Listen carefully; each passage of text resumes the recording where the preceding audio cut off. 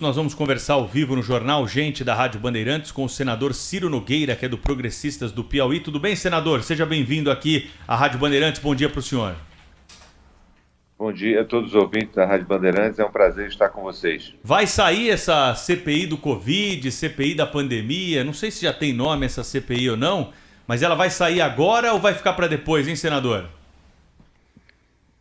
Olha, hoje nós vamos aguardar uma definição dessa questão pelo Supremo Tribunal Federal.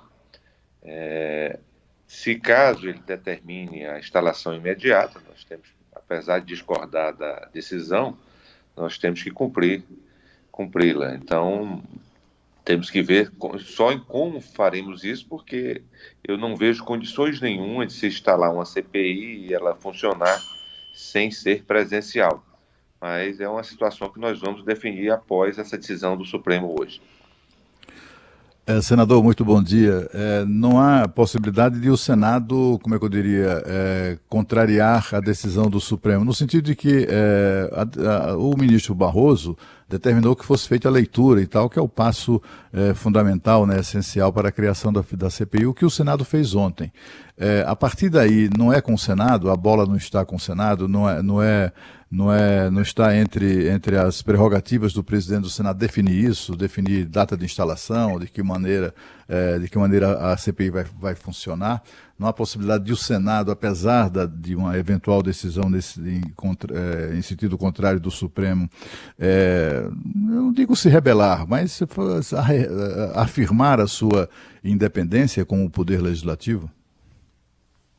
Como eu te falei, Cláudio, eu discordo radicalmente da decisão do ministro Barroso, mas a decisão judicial nós temos que cumpri-la.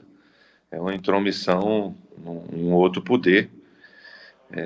Acho que você tem razão, essa definição tem que ser do presidente do Senado. Eu espero que hoje o próprio Supremo esclareça isso. Eu sinto que existe uma maioria favorável a isso no Supremo. E eu espero que isso se consolide no dia de hoje, porque nós temos agora lido a CPI, indicar os membros, agora o funcionamento. Eu acredito que ela não exista condições nenhuma de ela acontecer sem ser presencial, de forma presencial. Eu espero que isso se consolide e prevaleça esse bom senso no Senado Federal. Queria que o senhor explicasse para o nosso ouvinte, senador, por que o senhor tem esse entendimento de que a CPI de forma virtual não tem como ser realizada? Até porque sessões do parlamento têm sido realizadas de forma virtual desde o ano passado.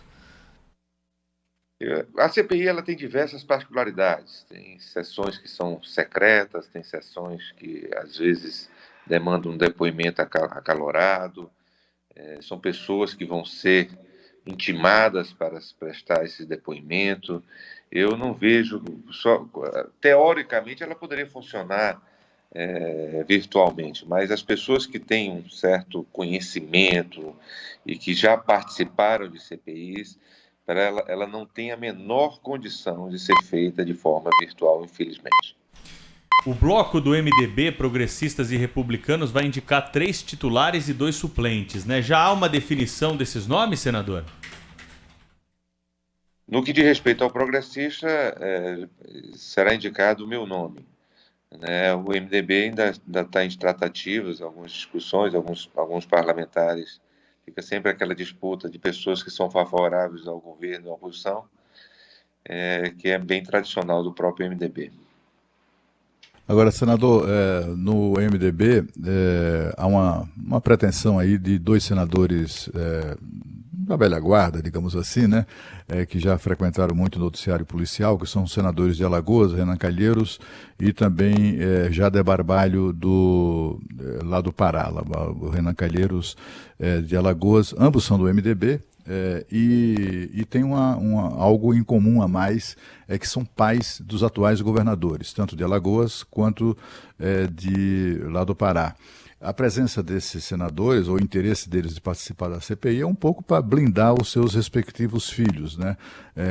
Com relação às investigações do destino de recursos públicos federais para o combate à Covid. Não há nenhum tipo de impedimento a isso, a que os senadores com interesses pessoais até na CPI participem da comissão? Cláudio, é legítimo o senador participar, ele está aqui eleito pela população dos seus respectivos estados, vão ser indicados pelos seus partidos. Legitimamente, eu não vejo nenhum tipo de impedimento, não. Acho difícil se consolidar qualquer tipo de blindagem. Se existe um foco que eu acho que tem que ser dado por essa CPI, se ela vier a existir, eu achei ela inoportuna, eu acho que a população brasileira não tem esse interesse nesse atualmente. Eu defendia esse tipo de investigação após a pandemia, para esclarecer eventuais culpados, eventuais desculpas. Mas se ela vier a ser instalada e funcionar, o primeiro foco tem que ser desvio de recursos públicos. E não se fala em desvio de recursos públicos no governo federal. Os desvios estão todos nos governos estaduais com os recursos que receberam do governo federal.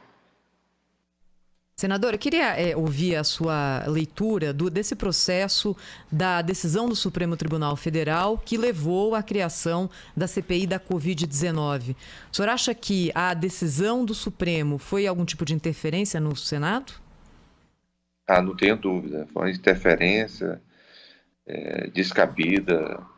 Eu não concordo com ela em hipótese nenhuma, mas reconheço a legitimidade de um membro do Supremo de proferir a decisão, nós temos que cumpri-la. Eu não vejo condições de nenhum tipo de insubordinação. Então, mas eu critico radicalmente essa decisão. Mas uma vez existentes as assinaturas necessárias para a criação da CPI, o senhor acha que fica na deliberação do presidente do Senado o momento? Ele pode escolher protelar isso indefinidamente? Não é. O que acontece é que hoje nós estamos no meio de uma pandemia. O Senado não está funcionando na sua plenitude, as comissões não estão funcionando. Não existe nenhuma comissão funcionando na sua plenitude no Senado Federal. Tudo está sendo feito remotamente. E eu, que tenho uma vivência muito grande de parlamento, mais da metade da minha vida eu já estou aqui no Congresso Nacional, não vejo condições nenhuma de uma CPI que vai ser tão acalorada, com tantas discussões, que até a cobertura da própria mídia e da população vai ser extremamente afetada dela funcionando de forma virtual. Senador, o senhor acha que é fundamental convocar governadores e prefeitos aí para esclarecer esses gastos aí que o senhor mencionou, que foram repassados pelo governo federal? Há esse objetivo, né, da CPI de fazer a convocação para que governadores sigam para Brasília e prestem esses esclarecimentos lá na CPI? Olha, CPI você sabe como se inicia. O Cláudio, que é um jornalista mais esperto do nosso país, não sabe como termina. Eu acho que qualquer tipo de denúncia que a CPI chegar, a CPI, ela tem que ser esclarecida. Eu acho que um ponto primordial, que é o que mais afeta o dia a dia da população, o que foi feito com os bilhões de reais que foram transferidos para governos estaduais para combate a essa pandemia, e esses recursos não foram utilizados e, às vezes, existe a denúncia de que foram desviados. Eu acho que é um ponto primordial. Eu não vejo como isso acontecer sem as explicações dos mandatários desses governos estaduais. Senador, o senhor é, digamos assim, da governança do Senado. É algo que não existe, né, oficialmente, né, no papel, mas o senhor está entre os 3, 4, 5 senadores mais importantes, mais influentes do Senado Federal. Eu queria que o senhor nos contasse aqui um segredo, se é que ele existe, né? Houve algum tipo de tratativa, de entendimento, de negociação entre o Senado e o Supremo Tribunal Federal para encontrar uma solução razoável para o problema que foi criado com a intromissão nessa nova intromissão do Supremo em assuntos da economia interna do Senado? E outra coisa que eu queria que o senhor aproveitasse e emendasse em uma outra resposta. não é a primeira vez, né, que o Supremo Tribunal Federal interfere em ações do Poder Legislativo. O Supremo tem exercido uma certa tutela sobre os demais poderes, o que não está previsto na Constituição. Tudo no Brasil se decide, o Poder Legislativo tem liberdade para decidir o que considerar mais adequado, desde que o Supremo concorde. Do mesmo modo acontece no Poder Executivo. O senhor vê uma possibilidade de o Congresso Nacional alterar ou como é que eu diria, refinar a Constituição no sentido de fechar portas a esse tipo de interferência do Supremo? Cláudio, eu não sei não posso dizer que existe entendimento entre o Legislativo e o Supremo no que diz respeito a chegar a esse consenso, mas eu espero que o bom senso vá prevalecer. Acho que foi uma interferência, volto a ressaltar, mas existe a previsão legal. Eu sou favorável à discussão e nós vamos começar a discutir que algumas decisões do Supremo ela tem que ter um caráter colegiado. Não vejo cabimento, no meu ponto de vista, de algumas decisões terem um caráter monocrático, até porque o Supremo, como qualquer outra corte do mundo, tem pessoas de perfis diferentes, né? Então, eu acho que algumas decisões de tão importância para o país tem que haver um sentimento majoritário da sua corte. Senador, só mais uma sobre CPI, para a gente perguntar para o senhor também sobre orçamento, né, que é outra questão importante aí envolvendo o parlamento. O senhor fala, claro, na investigação aí dos recursos que foram destinados, né, pelos estados, para estados e municípios, mas também tem algumas condutas que são questionáveis por parte do governo federal. Nós tivemos alguns ministros que passaram por lá, tem a questão da falta de oxigênio em Manaus, a questão da vacina, né, que é também muito cobrada do governo federal, a demora para se correr atrás de vacina. Esses pontos vão ficar de fora da CPI ou também serão investigados, hein? Eu acho que tudo tem que ser debatido, até porque essas questões que você está colocando, elas deram origem à CPI. Eu acho que isso tem que ser debatido. Existe, como tudo na vida, dois pontos de vista, no mínimo, pelo menos, quanto a essas questões.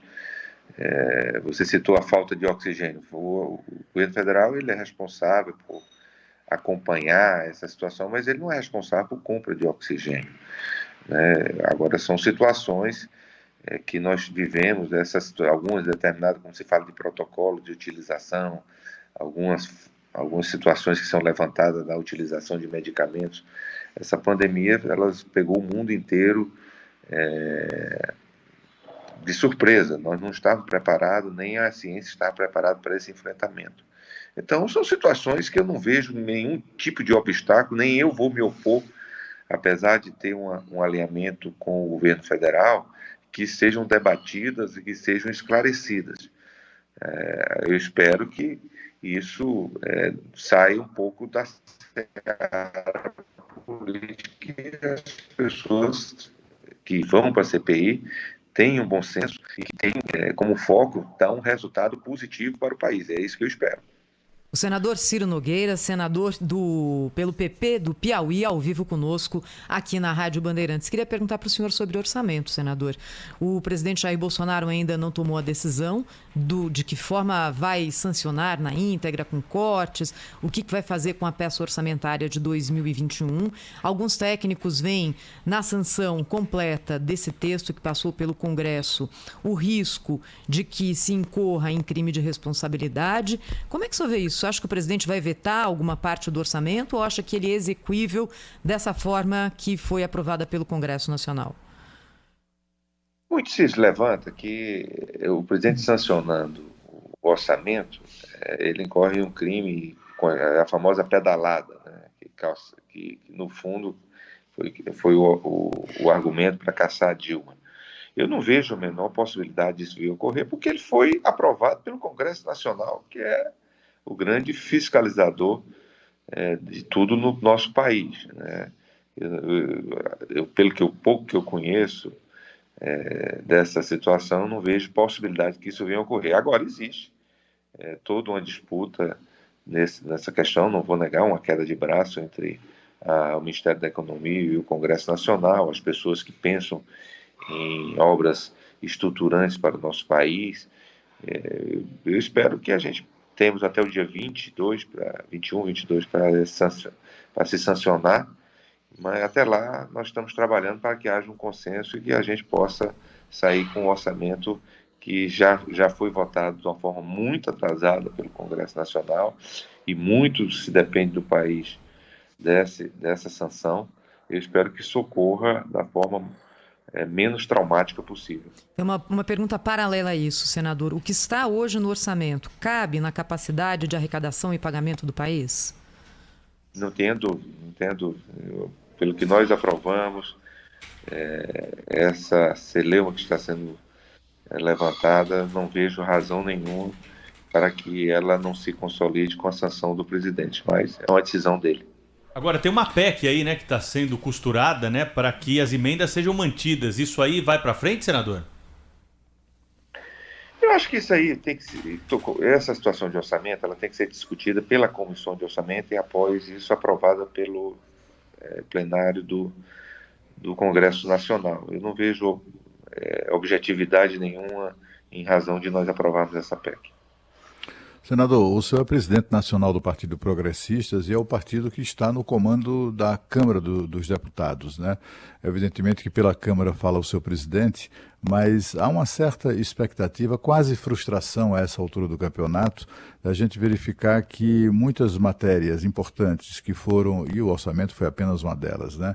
Que foram retardadas pelo presidente da Câmara anterior, muitas delas engavetadas, continuam nessa condição, né? Continuam engavetadas. Projetos, reformas importantes, né? Reformas que o Brasil, o país já deveria ter aprovado há muito tempo, etc., estão lá dormitando na Câmara dos Deputados. Como o presidente do partido que está no comando da Câmara, o senhor tem alguma boa notícia em relação a isso? Quando é que poderemos contar efetivamente com a votação e aprovação de reformas, de projetos que interessem o país?